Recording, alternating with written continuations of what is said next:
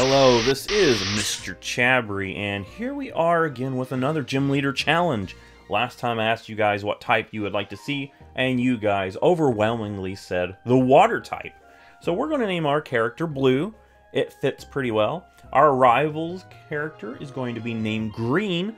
This is going to be a similar idea to the last time we named our rival Green. He wants to be the grass type gym leader. This time he doesn't have Eric to take away that Bulbasaur from him. So we'll see, how does that end up changing this timeline? Right off the bat, we're going to pick Squirtle. I think honestly, out of the 3 Kanto starters, Squirtle is my favorite. It's the one that I use the most. So this playthrough is going to feel quite familiar to me early on. So we're going to just hop right into the first battle. And Squirtle has more bulk than Charmander or Bulbasaur. So usually Squirtle can take these hits a little bit better. And over time, the Bulbasaur is going to waste some time going for Growl, and eventually, the Squirtle is going to get the upper hand. And on my way through Viridian Forest, my Squirtle learns the move Bubble. That's going to make it where Brock is going to be so easy. And really, it's only Charmander who has trouble with Brock. Squirtle here is going to be able to take out Geodude with 2 hits, and then once the Onix comes out, Onix is not going to be that much tougher. It's going to just take 2 hits on the Onix too, going down easily with this Squirtle. And on my way to Mount Moon, Squirtle is going to evolve into Wartortle. All of this happening before the first hour ends. I'm also going to go ahead and buy the Magikarp that's offered right before you go into Mount Moon. Gyarados is a great Pokemon, and getting Magikarp so early means I'm going to have a Gyarados on this team. And by hour 20, I have made it to Cerulean City, but instead of taking on Misty, I'm going to go ahead and take on the rival. The Pidgeot does quite a bit of damage. I'm going to use the Abra as free experience for Magikarp, because at this point it really can't do anything. And I really want to get Magikarp up to level 20 so it can actually hold its own in battle. Rattata is next, and Wartortle's already pretty low on health, but Wartortle has just enough bulk that it can actually take hits pretty well and still be alive. I am nervous about this Bulbasaur, however, so I'm going to go ahead and use a little bit of potion and try to tackle this thing and defeat it. With that Vine Whip, I'm going to have to heal up more because it's super effective, and Wartortle won't be able to take all of those hits, and I'm finally going to be able to take out the Bulbasaur. And on the subsequent routes, I'm actually going to try to get as much experience onto Magikarp as I can, because this thing is not very useful in its current state, but once I evolve it into Gyarados, it is going to be a powerhouse. And before the end of hour 3, Magikarp is finally evolved into Gyarados. And since we've been spending so much time trying to train up our Gyarados, trying to get him caught up to my Wartortle, it's going to be around the hour 4 mark before we get to battling our rival at the SS Anne. Pidgeotto is not much of a problem, neither really is the Raticate. Wartortle has really good bulk, really good special. It can do a lot of damage with its water gun. Now that's going to lead the Kadabra. This thing has good special, and I'm kind of nervous about it, but I'm going to go into Gyarados because it's got really high attack and it just cuts right through it. I decided I'm going to stay in because Gyarados is not actually weak to Vine Whip, and it easily defeats the Ivysaur. Now that I have the HM for cut, I actually have to defeat Misty now before I can go into Lieutenant Surge's gym. So I'm going to go ahead and challenge her. And you can see here that she tries to put up a fight, but Gyarados cuts through her entire team all on its own. And next up is Lieutenant Surge. Now, to be honest, I'm quite nervous about this battle. However, I do have Dig on Wartortle, and I think that should get me through it.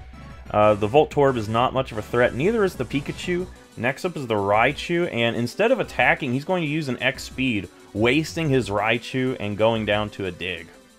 Looking at my team options, I decide that originally I wasn't going to go with adding Vaporeon, but so many of the water types are not available until later on in the game. At this midpoint, I think I want another Pokemon to be added, so that way it's not just Blastoise and Gyarados through a big portion of this. So I'm going to go ahead and get that Eevee, give it a Water Stone, and evolve it into Vaporeon. Now we're facing Giovanni, and honestly, looking at War Turtle, I don't think I'm in that much of a threat. I do set up a Reflect early on. That's going to help out my defenses, but I really don't think I need that because Water Gun rips right through the Onyx, right through the Rhyhorn, and honestly, Kangaskhan is the thing I'm most worried about, just because it's bulkier, and it can take hits better than his other Pokemon, but War Turtle's still able to finish it off. Now, this is something that you don't see every day. I'm going to take out this Clefairy with a Dragon Rage. That wouldn't happen now, but in Generation 1, you could do it. Let's go ahead and check in on Green. See how things are going on his adventure. Looks like he's kind of just chilling out here, kind of mourning his chances at being a gym leader, because even in this timeline, he doesn't quite make it as well. So, let's go ahead and battle Green here at Lavender Tower. The Pidgeotto doesn't really put up that much of a fight, and here we have a Gyarados mirror match. The thing is, my Gyarados is almost 10 levels ahead, so we have the advantage there. Growlithe stands no chance. Next up is the Kadabra, and I'm going to go ahead and let Vaporeon take on the Kadabra because I want some of that experience on Vaporeon. I want it to get caught up. Here we're going to throw a little bit of sand at the Ivysaur. The main reason is I do want Vaporeon to get some of this experience, and I think these Vine Whips would actually do a lot of damage to Vaporeon over time. So we're going to go ahead, quick attack for the win. Vaporeon gets another level, and we defeat Green, who is still not going to be able to make it as a Grass-type gym leader. By the time we get to Hour 8, I have completed the stuff you have to do in the Safari Zone, giving me Surf. And I'm going to immediately teach Surf to all of my Pokemon. This is the best Water-type move in terms of damage output and accuracy. And really, there's no reason not to put Surf on everything for this team. Now we're going to face Koga. And Koga's Pokemon actually have a little bit of bulk. So I'm going to go ahead and use Surf pretty much for all of this battle. 2 Surfs will take out the Coughing, and as he goes into Muck, I do know this thing has higher special defense, usually. So I'm going to go into Vaporeon, so I can Sand Attack it, give it some experience. I don't feel that bad because this thing has used Minimize, and Minimize is quite annoying. Vaporeon's going to be brought down to 1 HP, and luckily Muck seems to miss quite a bit. Well, we miss quite a bit as well, so it's pretty evened itself out. And Vaporeon does get the knockout. We're going to hit Coughing, which is a 2-hit KO. Unfortunately, Vaporeon will go down, but Gyarados can come out here, finish this thing off with a Surf. He's going to go into his Weezing, his last Pokemon. I'm going to go for a Surf, see that it doesn't do that much, so I'm going to switch it up for Dragon Rage as he clicks Self-Destruct. He basically gave me that one on a silver platter. And after battling Koga, our War Turtle has finally evolved into Blastoise. Now that we can Surf, it's time to fill out the rest of our team. So I'll go ahead and I catch a Tentacool, a Shelder, and a Staryu. I immediately get some Water Stones, and I evolve my Shelder and my Staryu. So now what I'm going to do is take some time to train up these new Pokemon so that they're on par with the rest of my team. After a while of training, I decide it's time to go after Erica in her Grass-type Pokemon. She leads off with Victreebel, and Starmie completely destroys it. I'm going to switch into Tentacruel. Also, while I was training, my Tentacool evolved into Tentacruel, and I'm going to try to use this as an opportunity to get some more levels onto the Tentacruel. Next up is the Vileplume. I decided to go into Gyarados here just because I am not weak to the Mega Drain, and I can use Strength to get some good damage. A Sleep Powder is going to be annoying, but Gyarados does have some decent special bulk. So we're going to take some of these Petal Dances, and I'm hoping that I can wake up, but it looks like it's going to take a little bit, and we finally wake up, but it's a little too late for that. Next up is Tentacruel, and I can just finish off the Vileplume, giving us the victory. After defeating Erica, it's time to take on the Silph Team Rocket storyline. And we find Green here as well. Looks like in this universe he's joining Team Rocket because of his failure of defeating Erica too. I'm going to go into Cloyster, who has Aurora Beam, and that's going to help me take on that Pidgeot. Next up is Gyarados, and I'm going to go into Starmie because Starmie now knows Thunderbolt. That's going to be a very important move. Surf completely destroys the Growlithe. Next up is the Alakazam, and Gyarados should be able to take this thing on because it has such terrible defense. It's going to try to go for a recover, giving me just enough of what I need to take him down. Next up is Venusaur, and like I said, Starmie is going to be great here because now it has Psychic, and Psychic is super effective against Venusaur, giving me the victory. And really, do we need to talk about Giovanni's battle that much? This team is so good that it's just going to cut right through Giovanni's team. We completely destroy the Nidorino, completely destroy the Kangaskhan. Surf is going to completely destroy the Rhyhorn, and then Nidoking is probably his best Pokemon at this point because it takes one Surf. But that's it. Earthquake will finish it off. After defeating Team Rocket, I decide that I'm going to go ahead and take on Blaine. That's because his team should be pretty easy for us to handle. Cloyster does quick work of the Growlithe, but the Ponyta is going to live with 1 HP, and the fact that it's faster than Cloyster means it's going to be quite annoying because it's going to trap Cloyster into a Fire Spin. I go into Starmie because it's faster, and it should be able to take a hit off on that. Rapidash comes out, and a crit is going to take it down. Arcanine, his last Pokemon, is going to take 1 Surf, but he's going to go for Roar, giving us the victory. And when it comes to the Fire Blast TM, I'm going to go ahead and give that to Gyarados, mainly because I want to have some type variety when it comes to the moves. And honestly, this team seems to have the strongest variety of moves going for it, because we can teach things like Thunderbolt, Psychic, Fire Blast, Ice Beam. This honestly is one of the strongest movesets for a team that I've done up to this point. Next is our battle against Sabrina. I'm going to lead off with Gyarados because of its high attack and her team's low defense. We completely destroy Kadabra. We almost get rid of the Mr. Mime, but it sets up a barrier, just being a little annoying. Fire Blast on the Venomoth almost one-shots it, but a Surf will finish it off. And Alakazam, being her last Pokemon, she's going to go for a recover. It's going to be quite annoying, but we get a crit on Strength, finishing the battle. And that leaves one last gym leader, and that's going to be Giovanni. His Pokemon are so weak to our team that we're going to completely destroy his first 2 Pokemon with well-placed Surfs. Nidoking has shown that it could survive a Surf previously, so it's going to survive here, but he wastes his turn going for a Guard Spec, which is going to just make it easier for us. Nidoking comes out, and we're going to Surf one-shot it with our Tentacruel right on his last Pokemon, our Quad weak to water. It goes down. Easy victory for us. And now, as we make our way to the league to finish up our challenge, we are stopped by our rival. Our rival here, angry that we have made it so far. He's going to go ahead and battle us. I'm going to lead off with Cloyster. Cloyster has really good defense, and Pidgeot has no way of doing much. We take it down with an Aurora Beam. Surf one-shots the Rhyhorn. Gyarados comes out, and we do have Thunderbolt, which will one-shot the Gyarados. Next up is his Growlithe. Tentacruel makes quick work of that with a well-placed Surf. That thing cannot take any Water-type moves at this point. Next up is his Alakazam, and I will switch into Gyarados because we have good, decent special bulk, and we do have good attack. But you can see his Recover is actually recovering just enough to keep us from one-shotting.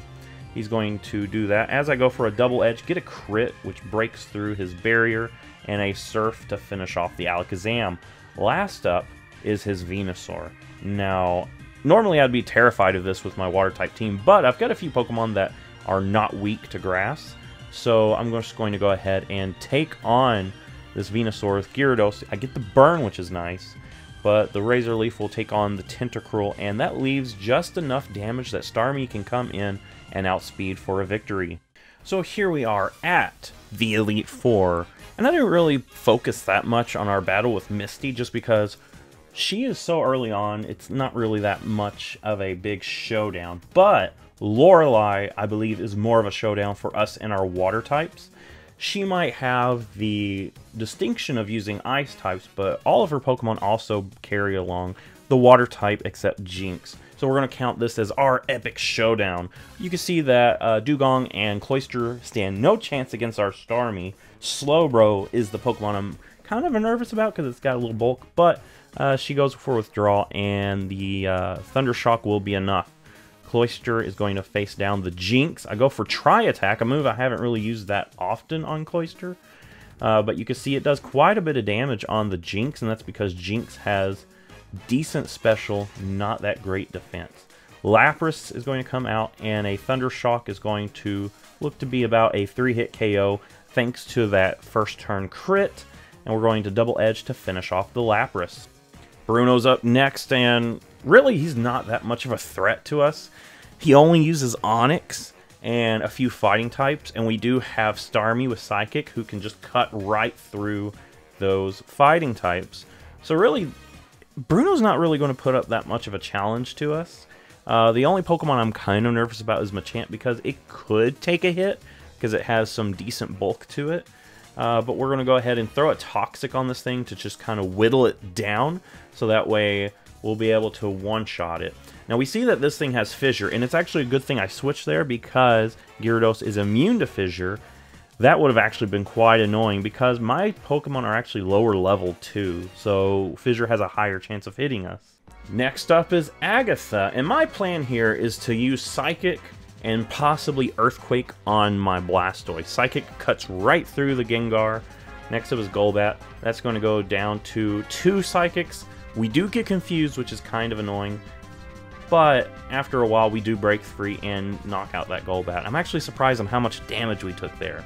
Blastoise comes out fresh and ready to battle. Earthquake is going to be a 2-hit KO. It would be, but we do get put to sleep, and I go for the Pokeflute to wake Blastoise up. We're going to finish off the Hunter here, nice and quick.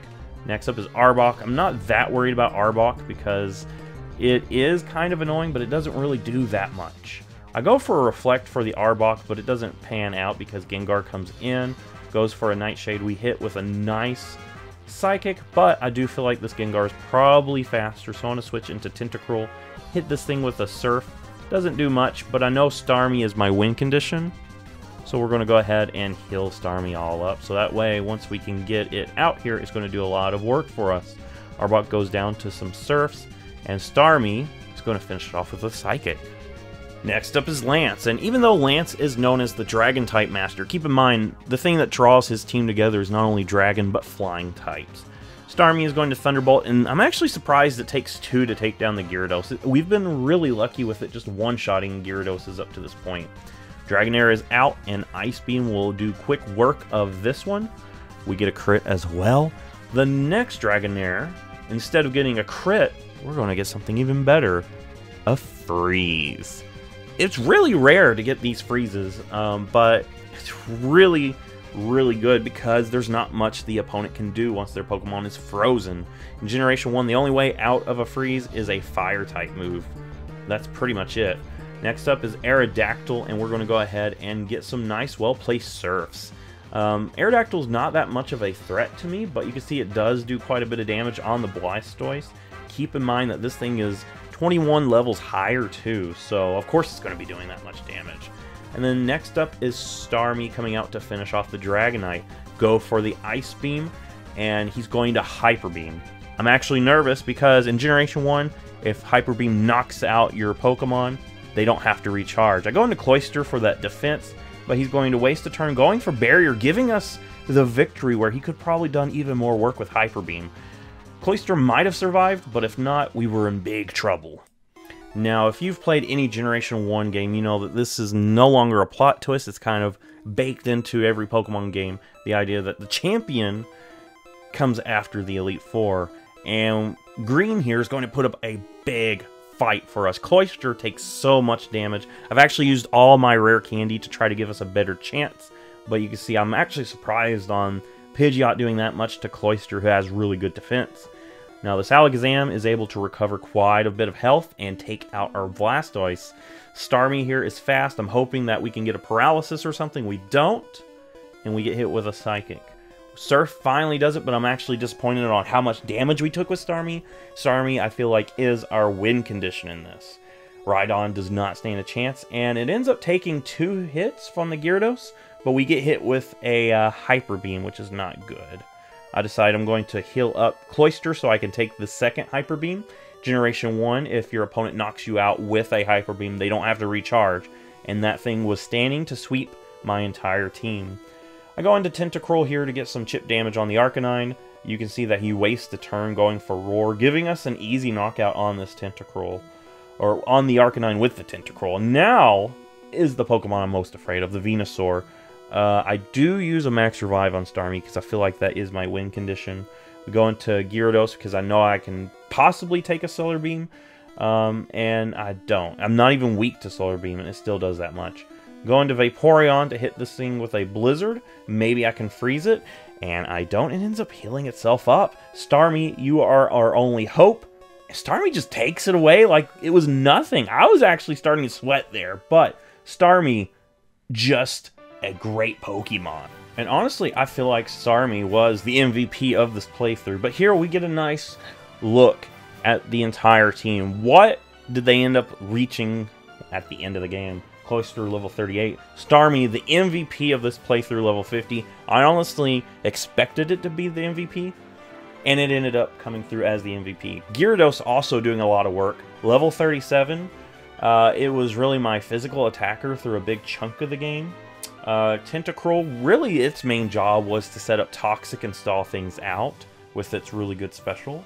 It can take quite a few hits with that special defense, and Surf also. Vaporeon, actually a Pokemon originally I wasn't going to use until I realized how late in the game I'd get access to most of the water types I wanted to use. Blastoise, my starter.